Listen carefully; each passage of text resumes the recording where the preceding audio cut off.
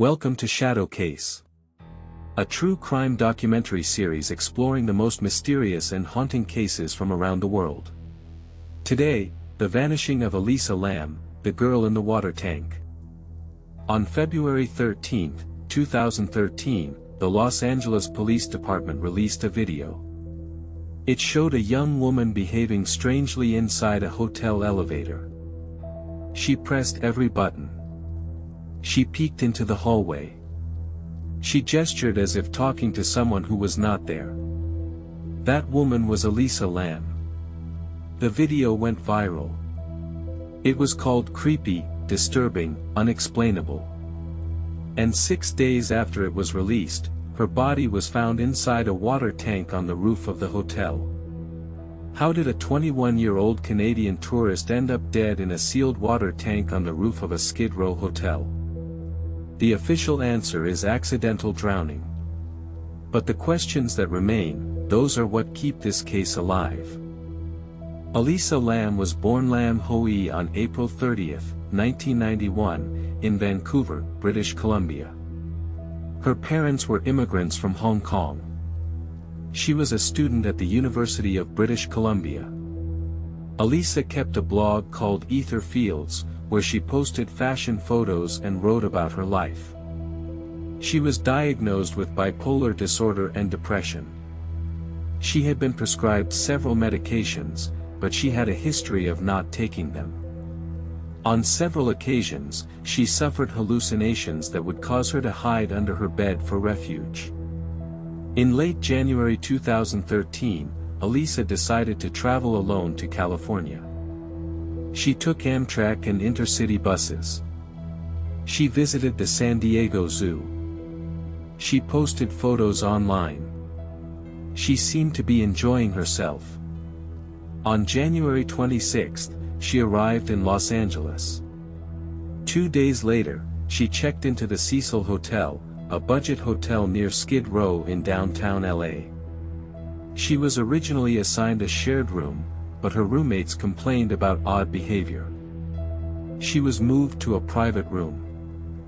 The Cecil Hotel opened in 1927. It was designed as a luxury business hotel, but the Great Depression and its location near Skid Row transformed it into something else entirely. The Cecil's history is dark. In the decades since it opened, multiple people have died there, some by suicide, others under suspicious circumstances. 2 of America's most notorious serial killers stayed at the Cecil.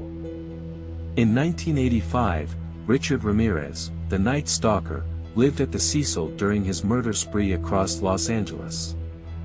And Jack Unterweger, an Austrian serial killer, stayed at the hotel in 1991 while he was killing again in the US after being released from prison. By the time Elisa Lam checked in, the Cecil was known as a transient hotel. It had recently rebranded part of its operation as Stay on Main to attract tourists. But the history remained. And Elisa's arrival would add another chapter. Elisa called her parents every day during her trip. On January 31, the day she was scheduled to check out and leave for Santa Cruz, the calls stopped. That same day, she was seen at the last bookstore, a few blocks from the hotel.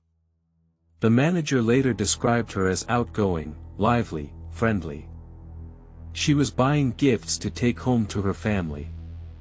She was last seen alive on the hotel's security cameras that night. By February 1, she was gone. When her parents didn't hear from her, they called the LAPD. They flew to Los Angeles to help search for their daughter. Police searched the hotel as far as they legally could.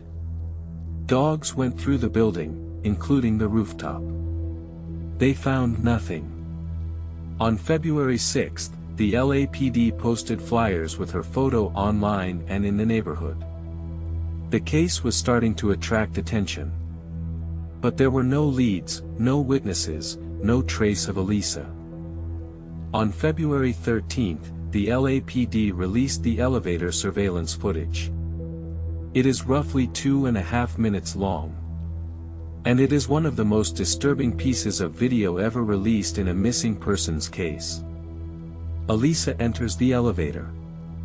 She presses multiple buttons, seemingly all of them. The doors don't close. She steps out into the hallway, looks around, then returns. She presses more buttons. She gestures with her hands, appearing to speak to someone. But no one is visible. At one point, she stands in the elevator doorway, moving her arms and body in ways that seem theatrical. The video went viral within days. It was reposted on YouTube, Reddit, Chinese social media. Everyone had a theory. Some said she was being chased. Some said she was on drugs. Some said she was having a psychotic episode. But no one could say for certain. The video drew international attention. But it also raised more questions. Why didn't the elevator doors close? Was the timestamp accurate? Had the video been edited? While the world watched the elevator video, something was happening at the Cecil Hotel that went unnoticed. Guests had been complaining about low water pressure. Some said the water was an unusual color. Others said it tasted strange. On February 19, a hotel maintenance worker went to the roof to investigate. There were 4 water tanks, each holding 1,000 gallons of water, supplying the hotel rooms, kitchen, and cafe. Through an open hatch, he saw a body floating face up in the water. It was Elisa Lam. The tank had to be drained and cut open. The maintenance hatch was too small to remove her body. The fire department spent hours recovering her. Elisa's body was naked in the water. Her clothes, similar to what she wore in the elevator video, were floating nearby. Her watch and room key were also recovered. The water that hotel guests had been drinking, showering in, and cooking with had contained her body for nearly 3 weeks.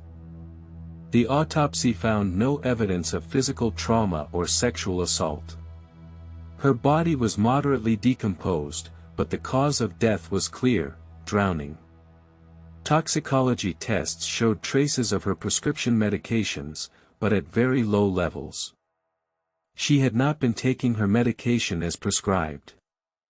There were no recreational drugs in her system. The coroner ruled the death an accidental drowning, with bipolar disorder as a significant contributing factor. But the question remained: how did she get into the tank? The roof of the Cecil was supposed to be locked.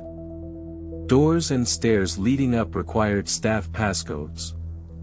But there was a fire escape that connected to the roof. A video posted online after Elisa's death showed that the roof was easily accessible via the fire escape. And that 2 of the water tank lids were open. The tanks were propped up on concrete blocks. The lids were described as heavy. But the employee who found Elisa's body said the lid was open. The leading theory, and the official conclusion, is that Elisa was suffering from a psychotic episode caused by not taking her bipolar medication. In that state, she may have sought refuge in the water tank, or fallen in accidentally. But skeptics point to the missing evidence. The rape kit results were never fully explained. The time between her disappearance and the discovery of her body left too many questions. And the hotel's dark history made some wonder if foul play was involved. After her death, her Tumblr blog continued to receive updates, presumably through the Q feature. Her phone was never found. Whether it was stolen, destroyed, or still out there, no one knows. Elisa Lam's death was officially ruled an accident. But for those who have followed the case, the accident explanation has never felt complete. Her family filed a wrongful death lawsuit against the hotel. The suit was dismissed in 2015. The hotel itself closed in 2017. In 2021, Netflix released a 4-part docuseries called Crime Scene: The Vanishing at the Cecil Hotel. It introduced the case to a new generation. But it did not provide new answers. What do you think happened to Elisa Lam? Was it a tragic accident caused by mental illness? Or is there more to the story that we will never know? Share your thoughts in the comments. And if you want more stories like this, subscribe to Shadow Case. Thanks for watching. See you in the next case.